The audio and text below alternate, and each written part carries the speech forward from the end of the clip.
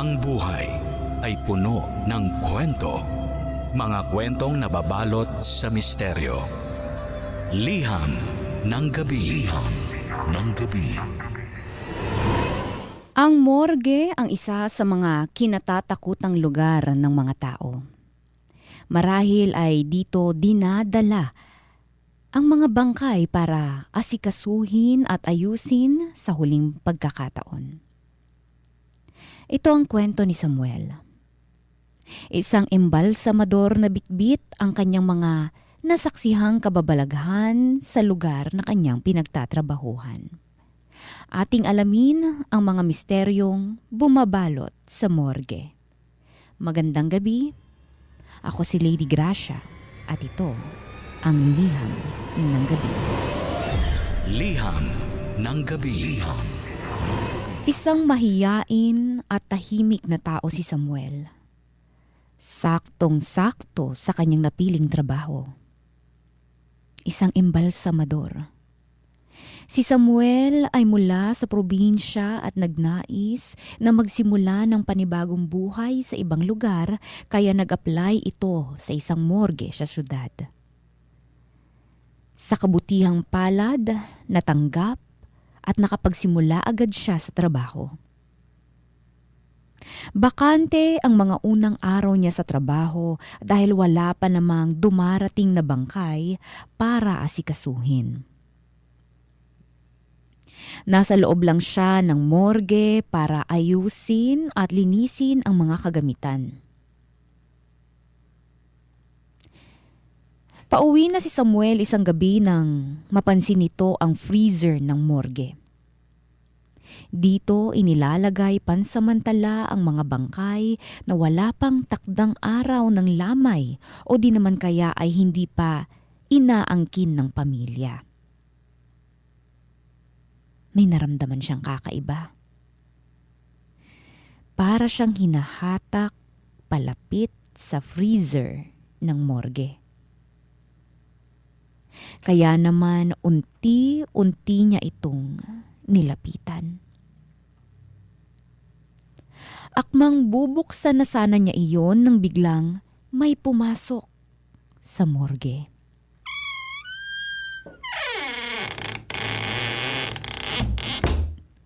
Isang maliit at palangiting lalaki.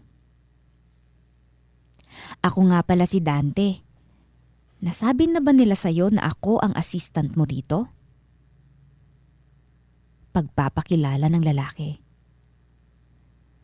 Umiling si Samuel at lumabas na naman ang pagiging mahiyain at hindi nito palakibo. Kabaliktaran naman si Dante. Unang pagkakakilala pa lamang nila, panay na ang daldal nito. Naiirita na si Samuel pero ayaw naman niyang bastusin at ipahiya si Dante kaya nanatili na lang itong tahimik.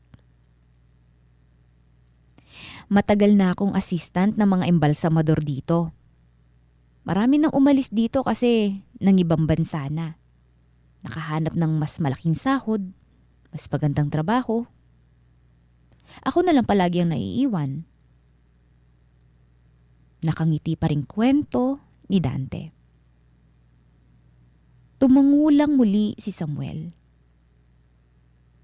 Gusto niyang ipahalatang ayaw niyang makipagkwentuhan. Pinakita pa nito na inaayos na niya ang kanyang mga gamit para makaalis na. Nang mapansin iyon ni Dante, bigla na lang itong nanakot. Sana sanay ka sa mga multo ha? Marami kasi rito. Nanlaki ang mga mata ni Samuel at tumingin kay Dante. Humagalpak ng tawa si Dante nang umepekto ang pananakot niya kay Samuel. Ilang dekada ng embalsamador si Samuel. Pero hindi pa siya nakaranas na multuhin kahit minsan. Napailing na lang ito at ipinagpatuloy ang pag-aayos ng kanyang gamit.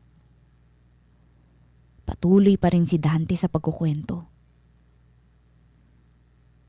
Naalala ko nung unang araw ng trabaho ko rito, iniwan ako ng kasama kong imbalsamador. Dalawa lang kami nung bangkay na naiwan dito. Tapos alam mo ba, bigla na lang gumawalaw yung kamay ng bangkay. Natakot ako. Napatakbo ako palabas. Tinawanan lang ako ng imbalsamador. Normal lang daw pala iyon.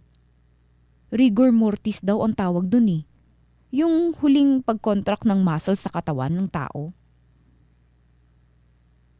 Tuloy-tuloy na pagbibida ni Dante.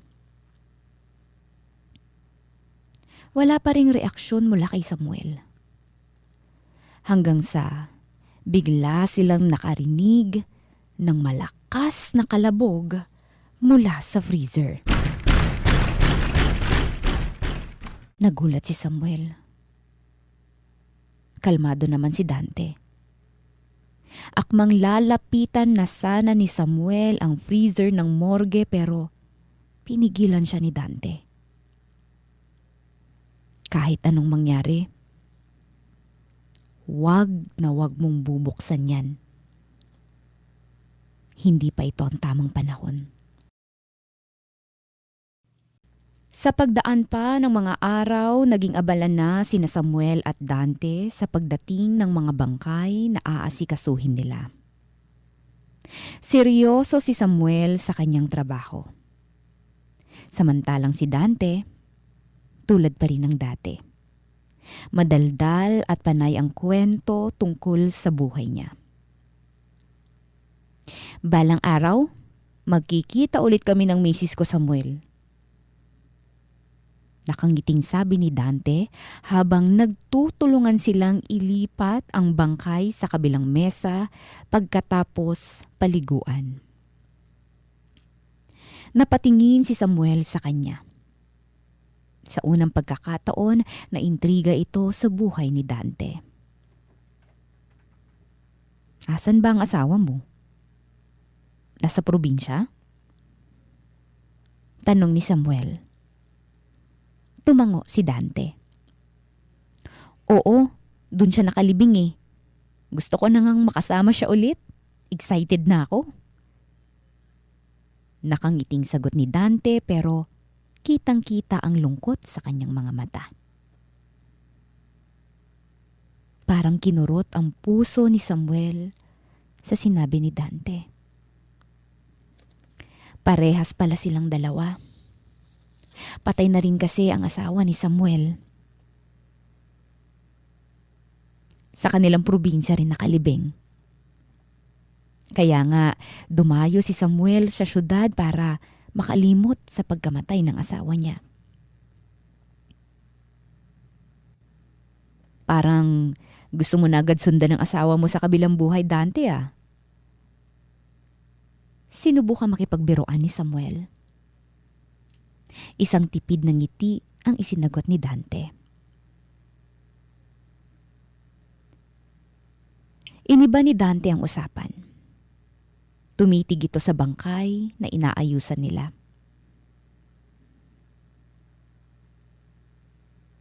Naisip ko lang, alam mo bang tayo ang mga huling taong nakikilala ng mga bangkay na inaayusan natin? Kaya dapat lang na bigyan natin sila ng magandang first and last impression. Sa huling pagkakataon na makikita sila ng mga mahal nila sa buhay, kailangan sila ang pinakamaganda o pinakapogi. Tama ba ako dun, Samuel? Ngumiti si Samuel. Sa unang beses, natuwa siya kay Dante. Mas lalo tuloy siyang ginanahan na asikasuhin ang bangkay na nasa kanyang harapan. Maya-maya pa'y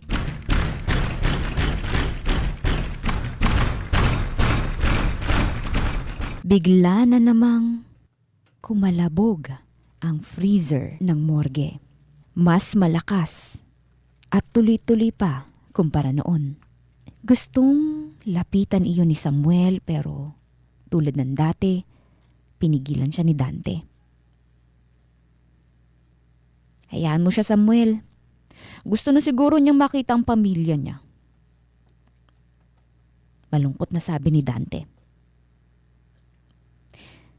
Lagi bang kumakalabog ang freezer na yan? Baka kasi may sira na yan eh. Kailangan na natin sabihin sa boss natin para maayos na.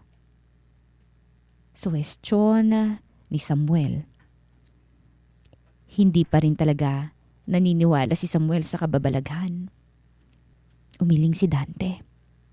Ngayon lang naman yan. Baka kasi excited nang maayusan yung nasa loob ng freezer para makauwi na. Ipangako mo na lang sa kanya, Samuel, kapag pwede na siyang ilabas sa freezer, gandahan mo na lang ang pag-aasikaso sa kanya. Kunwari, natutulog lang. Nakatawang sabi ni Dante. Sa mga sumunod pang araw ay naging magaan na ang loob ni Samuel kay Dante. Gusto na ngang isama ni Dante si Samuel sa probinsya nila para magbakasyon. Nangako si Samuel na dadayo siya kina Dante pagsapit ng mahal na araw. Natuwa naman si Dante sa kanyang bagong kaibigan. Naging madali ang pag-aasikaso ni Samuel sa mga bangkay dahil sa tulong ni Dante. Nakatulong din si Dante para kahit papaano ay makalimutan ni Samuel ang pagluluksa sa namatay niyang asawa. Walang araw na hindi nagkukwento si Dante kay Samuel ng mga kung ano-anong bagay at interesado namang pinapakinggan iyon ni Samuel. Mas naging katanggap-tanggap kay Samuel ang kanyang sitwasyon sa tulong ng kaibigang si Dante. Nasanay na itong kasama at kausap palagi si Dante. Kaya nanibago si Samuel nang isang araw ay hindi nakapasok si Dante sa trabaho. Mag-isa lang ni Samuel sa morgue. Napakatahimik. Ibang-iba ang paligid kapag kasama niya si Dante. Hindi naman matatakutin si Samuel pero bigla siyang nanlamig at nakaramdam ng nerbiyos. Marahil ay naiisip niya na baka kumalabog na naman muli ang freezer. Ang freezer na kabilin-bilinan ni Dante na wag bubuksan ni Samuel. Pero nakakapraning na ang katahimikan. Parang may nakamasid sa kanya sa paligid, lalo na sa bandang freezer. Nakakakilabot. Sinubukang tawagan ni Samuel si Dante para makipagkwentuhan, pero bago pa niya maidayal ang numero nito, ay bigla na namang kumalabog ang freezer. Mas malakas, tuloy-tuloy. Parang may gustong lumabas doon. Hindi na mapakali si Samuel. Ayaw talagang tumigil ng pagkalabog sa freezer ng morgue. Kaya naisipan niyang lapitan na iyon. Unti-unti ang paglapit ni Samuel sa freezer.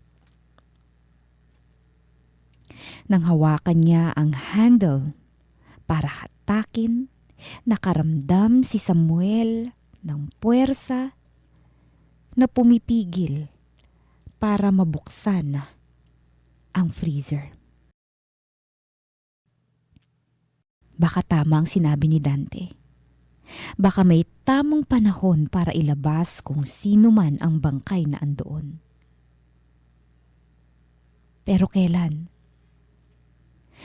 Nang bitawan ni Samuel ang handle ng freezer, nakaramdam muli siya ng katahimikan at bahagyang napanatag ng kanyang kalooban. Naisip ni Samuel na magpahangin muna sa labas, ngunit bago pa niya magawa iyon ay biglang may pumasok sa morgue. Isang dalaga na halatang galing pang probinsya. Mugto ang mga mata. Saan ko po ba pwedeng makita ang tatay ko? Tanong ng dalaga kay Samuel. Sino ba ang tatay mo? Tanong ni Samuel. Dante po. Siya yung pinakamatagal na katiwala dito sa morgue. Sagot ng dalaga. Umiling si Samuel. Hindi pumasok ngayon si Dante. Umabsent. Hindi ba niya nasabi sa'yo? Naguguluhan ng dalaga sa naging sagot ni Samuel. Hanggang sa may inabot ang dalaga kay Samuel. Isang death certificate. Nakalagay doon ang buong pangalan ni Dante. Halos 2 linggo na pong patay ang tatay Dante ko. Sabi ng sekretarya ng morgue, andito lang daw siya sa loob. Mahinahong sabi ng dalaga kay Samuel. Namutla si Samuel. Matagal na palang patay si Dante. Bago pa man makasagot si Samuel, bigla na lang bumukas ang freezer ng morgue. At doon iniluwa ang bangkay ni Dante.